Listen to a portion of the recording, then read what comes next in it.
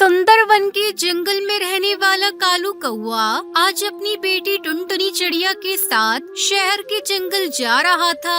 तभी वो अपनी पत्नी टूनी चिड़िया से कहता है, टूनी, तू इतना चिंता क्यों करती है? चिंता मत कर, मैं और टुनटुनी शहर के जंगल जा रहे हैं। वहीं कोई काम धंधा करूंगा और तुझे पैसे भेजूंगा। टुनटुनी चिड़िया मेरे साथ रहेगी तो मुझे रोटी पानी की चिंता नहीं होगी। इसे रोटी बनाना अच्छी तरह से आता है, तो बिल्कुल भी हम दोनों की चिंता मत करना। मैं इसका दाखिला भी शहर के जंगल में किसी स्कूल में करा दूंगा। मेरी बिटिया पढ़ लिख कर अफसर बनेगी। आगे देखने से पहले आपको सिर्फ एक छोटा सा कांटा चुभ जाए तो दर्द होने लगता है, पर वो एक बाप ही है जो रोजाना अंगारों पर चलकर आपके लिए 2 वक्त की रोटी का इंतजाम करता है। तो उस प्यारे से पापा के लिए एक लाइक और सब्सक्राइब जरूर कर देना।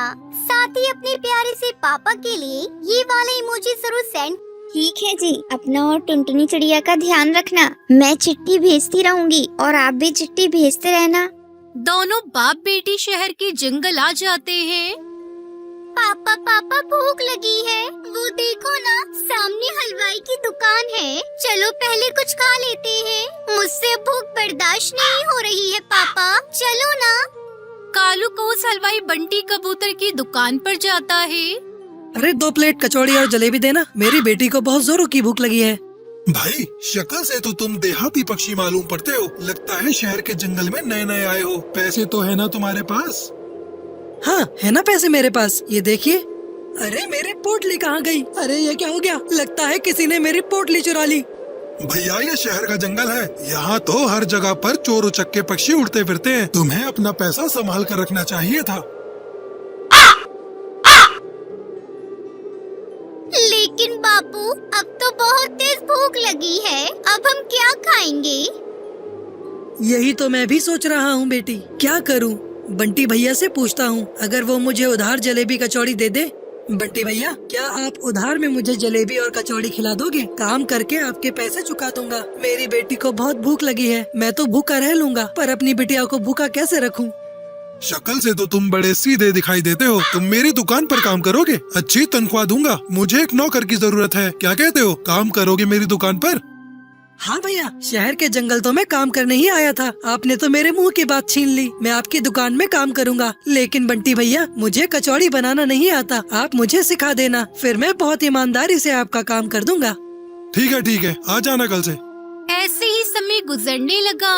कालू को उस बंटी हलवाई की दुकान पर काम करने लगा। एक दिन बंटी कबूतर हलवाई ने कालू कौए से कहा, अरे कालू भाई, आज मेरा मन को चटपटा खाने का हो रहा है। तू ऐसा कर, यहाँ से थोड़ी दूर पर एक पक्षी पानी पूरी का ठेला लगाता है, तू वहाँ से पानी पूरी लेकर आ। ठंड में चटपटी पानी पूरी खाने का मजा ही कुछ और है।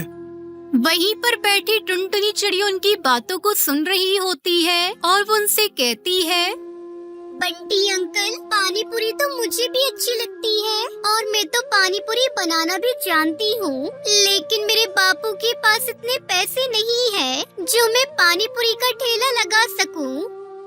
हाँ बंटी भाई, मेरे पास इतने पैसे नहीं है जो मैं टुनटुनी के लिए पानी पूरी का ठेला लगा कर दे सकूँ।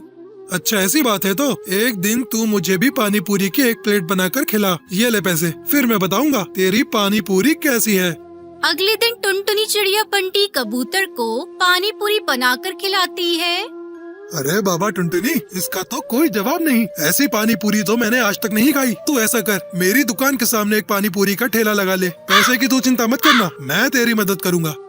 लेकिन एक समस्या है, अगर मेरी बेटी काम करेगी तो वो पढ़ेगी कम। मैं तो इसे अफसर बनाना चाहता हूँ। अरे बापू, मैं पढ़ाई भी कर लूंगी, पानी पूरी का ठेला भी लगा लूंगी। सुबह स्कूल जाऊंगी और शाम को स्कूल से आने के बाद मैं पानी पूरी बेचा करूंगी। आप इसकी चिंता मत करो। ठीक है बेटा, जैसी तेरी मर्जी, लेकिन मेरे लायक कोई भी काम हो तो मुझे बता देना। टुनटुनी चिड़िया ने अपने पिता और बंटी कबूतर की मदद से दुकान के आगे एक पानी पूरी का ठेला लगा लिया। आओ आओ, स्वादिष्ट पानी पूरी खाओ। ऐसी स्वादिष्ट पानी पूरी आपने कभी नहीं खाई होगी। आओ आओ, खट्टी मीठी पानी पूरी खाओ। देखते ही देखते पानी पूरी खाने वाले पक्षियों की भीड़ लग जाती है। फिर कालू को अपनी बेटी टुनटुनी चिड़िया के साथ मिलकर पानी पूरी बेचने लगा। कुछ दिन बाद टूनी चिड़िया भी शहर के जंगल आ जाती है और फिर सभी साथ में खुशी खुशी रहने लगते हैं।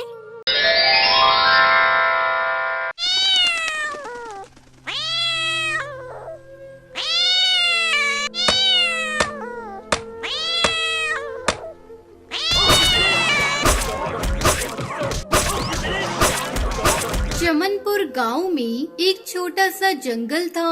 उस जंगल में टुनटुनी चिड़िया अपनी सास सुंदरी कौवी के साथ रहती थी। उसका पति एक दिन जंगल में लकड़ियां लेने गया था, तभी एक बिल्ली ने उसे अपना शिकार बना लिया।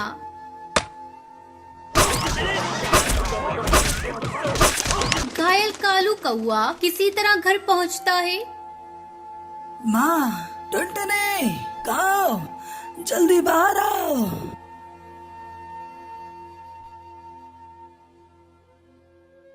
अरे क्या हुआ जी आपको? बाप रे बाप, आपके पूरे शरीर से तो खून बह रहा है। किसने आपकी ऐसी हालत कर दी? तब तक आप लोग कमेंट पे बताएं 65 - 0 कितने होते हैं। एक बिल्ली। टुनटुनी, अब मैं नहीं बचूंगा। तुम घर का और माँ का ख्याल रखना। सुनहरी, मेरी बच्ची, मेरे पास आ। मैं तुझे आखिरी बार प्यार करना चाहता हूँ। टुनटुनी, मेरी बच्ची को खूब पढ़ाना। इतना कहते कहते कालू कौआ अपने प्राण त्याग देता है। ये सब क्या हो गया जी? अब मैं आपके बगैर कैसे जीऊंगी? पापा, पापा उठो ना पापा, मुझसे बात करो ना। क्या हुआ आपको? सुनहरी, मेरी बच्ची, अब तेरे पापा कभी नहीं उठेंगे। वो हमें छोड़कर चले गए। टुनटुनी दहाड़े मारकर रोई जा रही थी, तभी गुस्से में सुंदरी कौवी वहाँ आती है। अरे करमजली, मेरे बेटे को खा गई और अब रोने का नाटक कर रही है। तू मेरे बेटे को खा गई है। तू मनूस है, मनूस। जिस दिन तूने इस घर में कदम रखा, अपने ससुर को खा गई और अब मेरे बेटे को। तू डायन है, डायन। निकल जा मेरे घर से। अरे समधन जी, ये बेचारी कहाँ जाएगी? इसने अपने पति को खो दिया और आप इसे घर से निकाल रही हैं। मैं भी आपके आगे हाथ जोड़ रही हूँ। अब मेरा बेटा नहीं रहा, मैं आपके आगे हाथ जोड़ती हूँ। ले जाइए इसे और इसकी बेटी को, नहीं तो ये डायन एक दिन मुझे भी खा जाएगी। मेरा बेटा मर गया, अब इसका इस घर से कोई नाता नहीं। अभी 2 दिन पहले ही टुनटुनी की माँ उससे मिलने के लिए उसके पास आई थी। चल बेटी चल, वो घर भी तो तेरा अपना ही है। जहाँ तेरी इज्जत नहीं, वहाँ रहने से क्या फायदा। टुनटुनी अपनी बेटी को लेकर अपनी माँ के साथ अपने पिता के घर चली आती है। कुछ दिन बीत जाते हैं। एक दिन टुनटुनी की सहेली बुलबुल उससे मिलने आती है। अरे टुनटुनी, तूने अपनी कैसी हालत बना रखी है? किसी के चले जाने से जिंदगी खत्म नहीं होती। तुझे जीना होगा अपनी बेटी के लिए। मेरी एक बात मान, तुझे पानी पूरी बहुत अच्छी बनाने आती है। तू ऐसा कर, अपनी पानी पूरी को नया रूप दे दे और बेचना शुरू कर। तेरा मन भी लगा रहेगा, फिर 4 पैसे भी घर में आएंगे, जिससे तू अपनी बेटी को किसी अच्छे स्कूल में पढ़ा सकती है। बुलबुल की बातों ने टुनटुनी पर गहरा असर डाला। वो कुछ ही दिनों बाद अपनी रंग बिरंगी पानी पूरी बनाकर बेचना शुरू कर देती है। पानी पूरी ले लो, रंगीन पूरी, चटपटी पानी पूरी, खट्टी मीठी पानी पूरी ले लो, पानी पूरी। बहुत ही जल्द टुनटुनी की रंगीन पानी पूरी की डिमांड बढ़ जाती है। टुनटुनी की पानी पूरी की तारीफ जब उसकी सास सुंदरी कौवी को मिलती है तो उसे अपने किए पर पछतावा होता है। वो उसकी माँ के घर जाती है। अरे बहू, मुझे माफ कर दे। मुझे अपनी बेटी की मौत का बहुत बड़ा सदमा लगा था, इसलिए मैंने तुझे मनूस समझा। मुझे अब अपनी गलती का एहसास हो गया है। तू चल मेरी पोती को लेकर, अब से हम सब साथ में रहेंगे। टुनटुनी अपनी सास को माफ कर देती है और उसके साथ अपने पति के घर वापस चली जाती है। इस तरह वो रंगीन पानी पूरी बेचकर खुशी खुशी अपनी बेटी के साथ अपनी जिंदगी बिताने लगती है।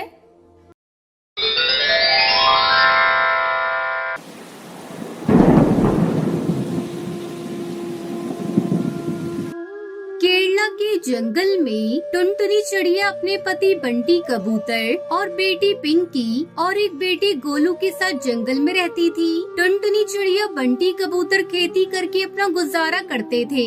बंटी कबूतर अपने खेत में हर प्रकार की सब्जियां और फसल उगाया करता था और उन्हें शहर की मंडी में अच्छे दामों पर बेच देता था। अजी सुनते हो जी, इस बार धान की फसल तो बहुत अच्छी हुई है। जल्द से जल्द से शहर ले जाकर बेच दो। बारिश का क्या भरोसा, बिन मौसम भी बारिश होने लगती है। तुम ठीक कहती हो, जल्द ही मैं अपनी फसल को ले जाकर शहर की मंडी में बेच दूंगा। तुम चिंता मत करो, बस बच्चों पर ध्यान दो। तब तक आप लोग कमेंट पे बताएं 39 + 25 कितने होते हैं। और उसका पति धान की फसल काट कर खेत में ही छोड़ देता है और खाली खेत में सब्जियों की बुआई करने लगता है। इसी तरह कुछ दिन गुजर जाते हैं। एक दिन गांव का कालू किसान उनके पास आता है। बंटी, अरे ओ बंटी, कहाँ हो भाई? जल्दी घोंसले से बाहर आओ, मुझे तुमसे जरूरी बात करनी है। क्या बात है कालू भाई, कौन सा जरूरी काम है? बताओ, मैं उसे पूरा करने की कोशिश करूंगा। बंटी भाई, बस आपसे यही कहना था, अपनी फसल के साथ मेरी भी फसल शहर में बेच देना। ठीक है कालू भाई, मैं 1-2 दिन में अपनी फसल बेचने जाऊंगा तो तुम्हारी भी फसल बेच दूंगा। कालू कौवा वहाँ से जाने लगता है। तभी टुनटुनी वहाँ आ जाती है और कालू से कहती है, अरे कालू भैया बैठिए, मैं अभी आपको ठंडा ठंडा तरबूज का शरबत पिलाती हूँ। गर्मी बहुत है। नहीं बहन, फिर कभी आकर शरबत पीऊंगा। ऐसा कहकर कालू किसान वहाँ से चला जाता है। रात को जब सभी सो रहे थे तभी अचानक बिजली कड़कने लगती है और बारिश शुरू हो जाती है। अब क्या होगा जी, हमारी सारी फसल खेत में पड़ी है, सब भीग जाएगी। अरे पगली, तू चिंता मत कर, अभी बारिश रुक जाएगी। देख, बादल जा रहे हैं। दोनों पति पत्नी काफी देर तक बारिश रुकने का इंतजार करते हैं, लेकिन बारिश होती ही जा रही थी। रात भर जोरों से बारिश होती रही। सुबह जब बारिश रुकी तो बंटी कबूतर टुनटुनी चिड़िया अपने खेत पर जाते हैं। वहाँ का नजारा देखकर दोनों पति पत्नी जोर जोर से रोने लगते हैं। सारे खेत में पानी भर गया था और उनकी फसल पूरी तरह से पानी में डूब चुकी थी। हे भगवान, ये तूने क्या कर डाला? सारी फसल बर्बाद हो गई। पता नहीं हमारी फसल को किसकी नजर लग गई।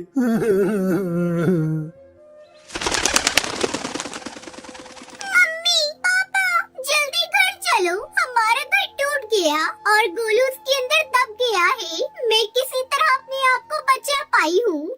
भगवान के आगे किसी की नहीं चलती, हम कर भी क्या सकते हैं। चलकर बेटे गोलू को देखते हैं। तीनों जब तक घर पहुंचते हैं तो उनका बेटा गोलू भगवान को प्यारा हो गया था। हे भगवान, ये सारी आपदा तुझे हमें ही देनी थी। एक तो हमारी सारी फसल तूने खराब कर दी और ऊपर से मेरा बच्चा मुझसे छीन लिया। ऐसा क्यों किया भगवान? मेरा बेटा गोलू। बंटी कबूतर टुनटुनी को चुप कराता है और वही पत्थर के किनारे कुछ लकड़ियां जलाकर आग जलाता है और कुछ दिन बारिश के मौसम में वही गुजारते हैं। फिर कुछ दिनों में जंगल का पानी उतर जाता है। टुनटुनी चिड़िया अपने कलेजी पे पत्थर रखकर फिर से अपना नया घोंसला एक डाल पर बनाती है और अपने बेटे के गम को भूलकर किसी तरह अपने परिवार के साथ रहने की कोशिश करने लगती है।